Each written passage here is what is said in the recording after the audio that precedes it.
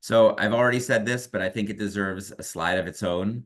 The miCOR 700 produces almost no thermal energy, and so there is no risk of wound burn. Even though the miCOR 700 is kind of best suited for softer nuclei, I have used this thing on 4+ NS, hand motion, LP cataracts, and yes, it does take longer than a soft cataract, but so does phaco when you're taking out a cataract that dense. And I have never seen a wound burn. I have never seen any evidence that there's excess heat being generated in the eye. And I really like this plot here to the right. You can see that with phaco, as the case goes on, the temperature inside the eye and at the wound goes up. But with miCOR, it's unbelievable, but the eye actually cools down during the procedure. So the eye starts at kind of body temperature, and then as the case proceeds, the eye drops in temperature towards the room temperature of the BSS. So there really is just no substantial thermal energy going into the eye, and there's no risk of wound burn. So I think the proof is in the pudding, and so what I want to show you here is the results of some actual data that I have. Being one of the first 6 surgeons to use miCOR, after I got through about 250 cases, we began a prospective clinical trial where we tried to compare phaco to miCOR head to head. And this is just some of the data that came from my site. So first thing I want to show, as I've already said, miCOR uses about half the amount of fluid per case compared to phaco. You might say, well, what's the big deal? That doesn't really matter to the patient. But to me, another thing that does matter is how quickly it can remove the nucleus. And miCOR cases are averaging 45 to 60 seconds faster than my phaco cases are. And perhaps most impressively, and I really know I know it's hard to believe, and I didn't really believe it till I saw the data, is that my post-op day 1 visions are better. So these are post-op day 1 best corrected visual acuities, which means we're refracting on day 1. And so this is the vision through the cornea or the cloudy cornea or whatever it is, right? So this to me means this is objective data that says there must be less central corneal edema with miCOR than there is phaco. That's the only valid conclusion I can come to when I look at data like this.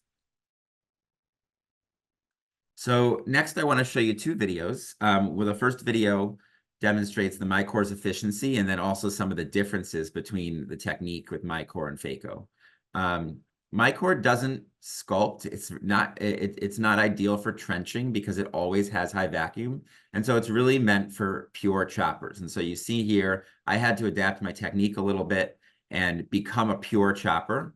You'll see I don't impale the piece. I'm just sort of resting the miCOR tip against the nucleus as countertraction and then driving my chopper through the piece to get quadrants. So again, a pure chop technique. The second is with phaco, I used to grab the anterior cortical material and then bring the piece up and then kind of carousel the piece on the end of my phaco needle. With miCOR, I grab the center of each quadrant and bore into it and then kind of use my second instrument to facilitate collapsing the piece into the miCOR handpiece.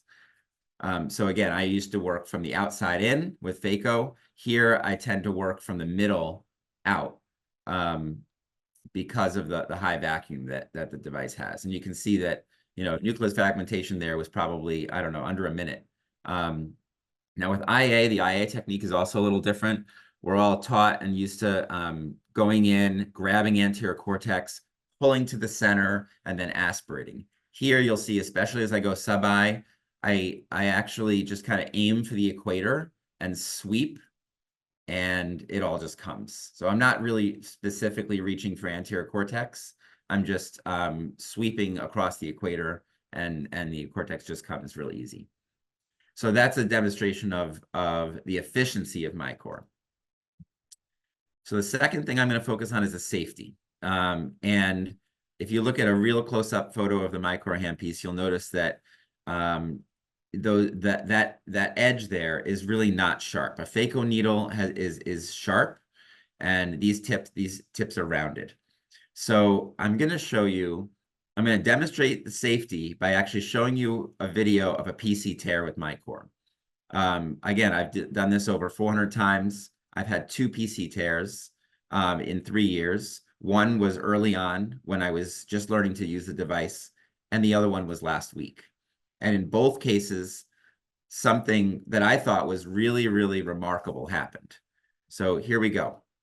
So this is a case of a PC tear. The PC tear has actually already happened, but I don't know it yet.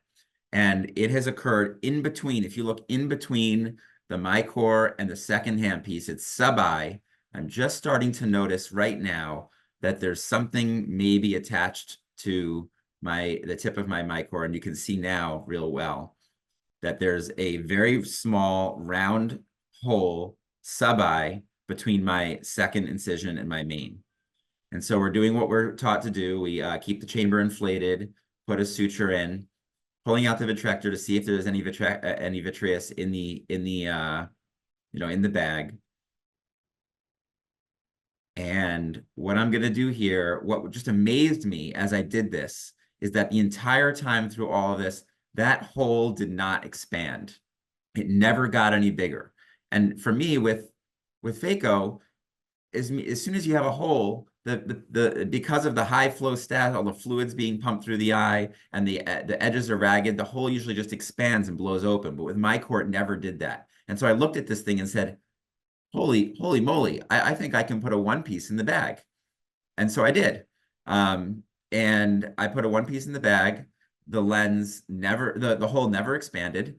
And this was the first time in my life that I was able to do this, is to put, despite a PC tear, a one piece went in the bag. And I know that just kind of blew me away.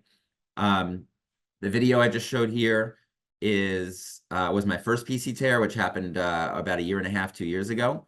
Like I said to you, I had a second PC tear last week with the miCOR. It was a toric multifocal.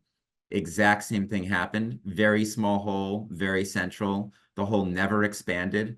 I was able to put a one-piece toric multifocal in the bag.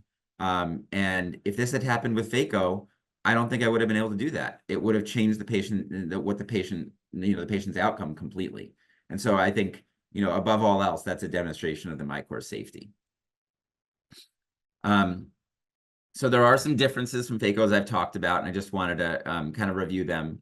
First, it's best suited for chopping. It doesn't trench. It doesn't sculpt. So if you want to learn miCOR, it's probably best that you practice some chopping before you make the jump.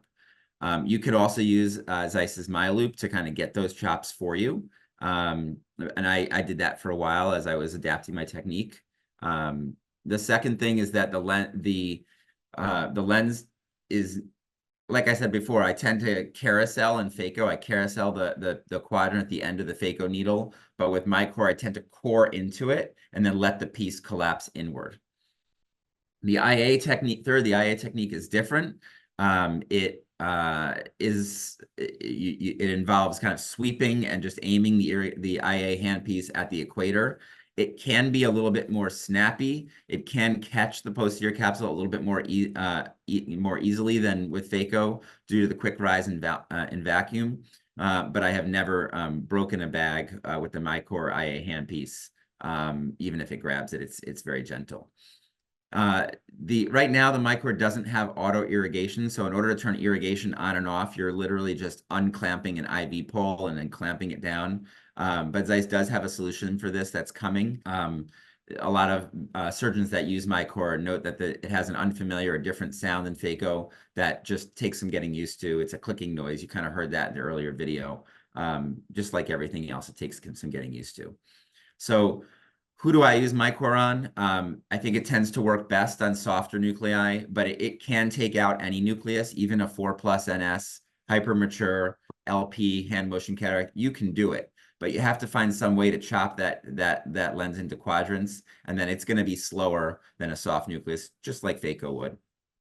And I'm most often using miCOR on my premium IOL patients at this point. I haven't completely gotten rid of phaco. I work at Penn State. I work very closely with residents. I still need to teach them phaco, but for me, I think it's a lot of fun to use, and I enjoy using it on my premium IOL patients. So that's all I have to say for now about miCOR. I'm looking forward to our Q&A session in just a second. I'd be happy to take any questions. Thank you so much.